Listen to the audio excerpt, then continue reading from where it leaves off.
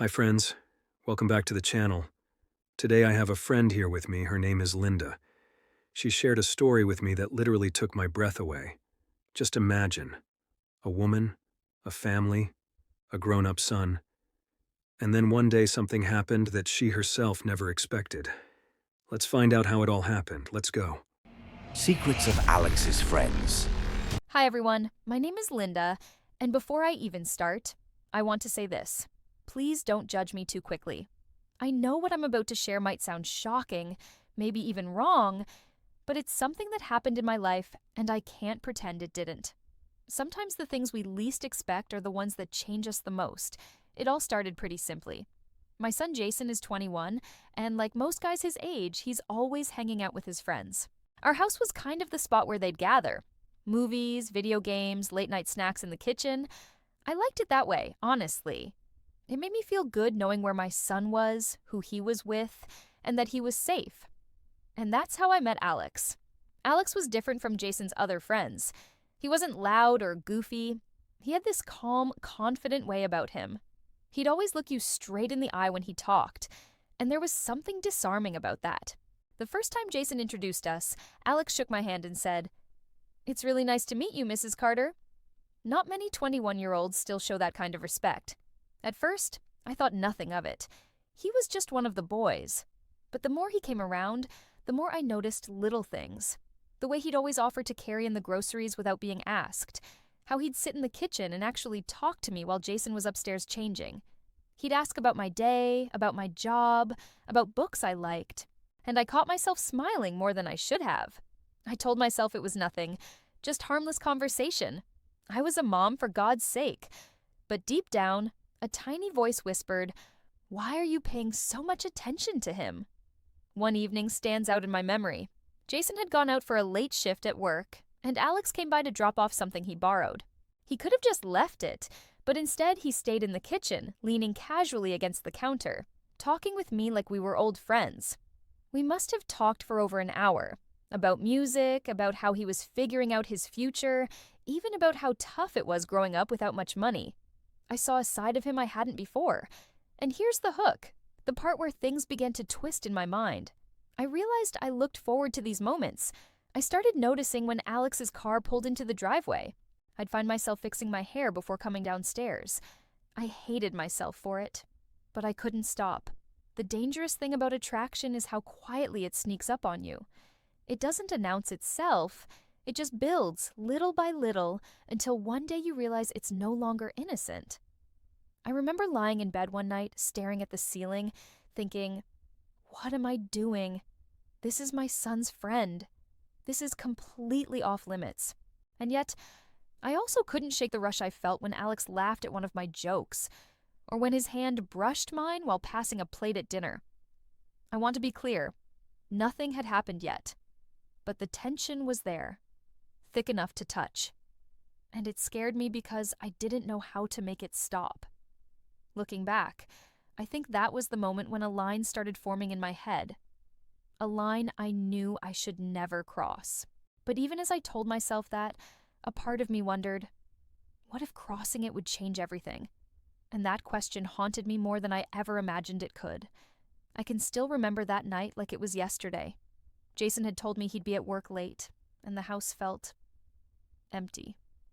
Quiet. Almost too quiet. I was putting away some dishes when I heard Alex's knock on the door. I wasn't expecting him, but there he was, standing with a small, awkward smile and a bag in his hands.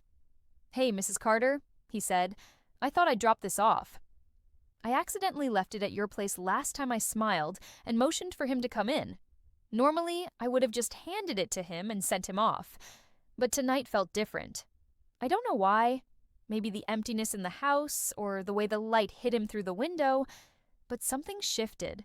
We started talking, like usual, about nothing and everything. Music, work, books, and then something happened. A pause. A silence that wasn't awkward, but loaded. His eyes met mine, longer than usual, and suddenly I felt heat creeping up my neck. My heart was pounding, and I told myself, "You're imagining this. It's nothing." But I wasn't imagining it. I can't describe exactly how it happened. only that it was subtle at first. A brush of his hand as he reached for a cup, a laugh a little too close to my ear.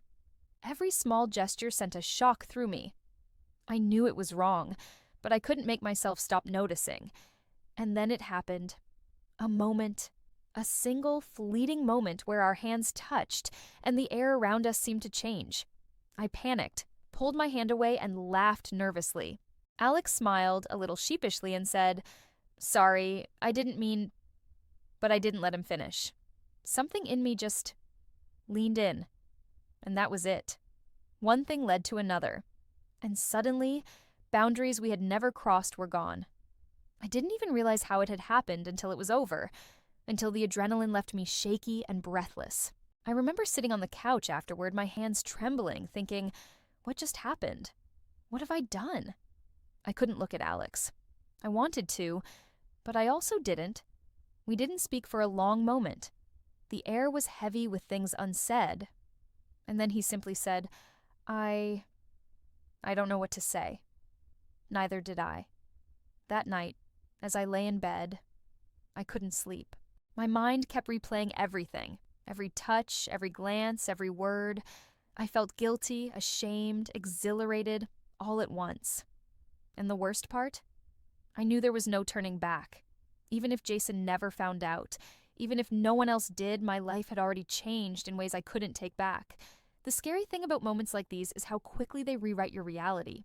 Suddenly, I wasn't just a mom anymore. I was someone who had crossed a line she swore she'd never cross. And every memory of Alex now carried weight. A mix of desire and dread that made it impossible to ignore him. And the thought that haunted me most, what if Jason found out? What would he think of me? What would he think of Alex? The guilt was suffocating, but at the same time, there was a thrill I couldn't deny. I tried to convince myself I'd never see Alex alone again. But life doesn't work that way. He kept coming around, offering help, dropping by randomly. And every time, the same tension crackled in the air like static. Every interaction was a test, every glance a challenge. By the time I realized it, I was trapped in a web I had spun myself. And the question that kept echoing in my mind was impossible to answer. How did I let it go this far? And how far could it go before someone got hurt? When I think back on it now, I realize that the hardest part wasn't the moment itself. It was the aftermath. The day after, the world seemed heavier, like every small noise, every shadow, every glance could reveal what I had done. Alex was quiet, distant even, but I could feel the tension hanging between us, electric and impossible to ignore. I spent hours pacing the kitchen, thinking about Jason. How could I ever look at him the same way again? How could I be a mother and a human being who made a mistake that big? Every scenario played in my mind. Him finding out by accident, him seeing the way Alex looked at me, him questioning every decision I'd ever made. It was suffocating. And yet, I couldn't stay away from Alex. It wasn't like I wanted to hurt my family, but there was something in him that pulled me in. Something I couldn't fight. I tried to convince myself it was just loneliness or excitement or the thrill of doing something forbidden. But deep down, I knew it wasn't just that.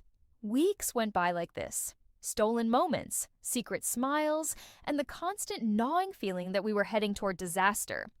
I tried to draw lines, rules, boundaries I could stick to, but they crumbled every time he was near. I felt like I was living in two worlds.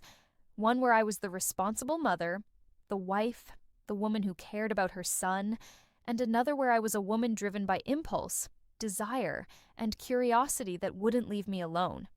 Then it hit me. I couldn't do it anymore. Not the secret, not the lies, not pretending that nothing had changed. And I realized that hiding behind closed doors, letting Jason's friend be part of my life in this way, wasn't just dangerous, it was unsustainable. So, I made a decision. I had to face the truth. Not just for me, but for everyone around me. That's why I'm here, telling this story. Yes, Jason will see this. Yes, it's terrifying to think about how he might react.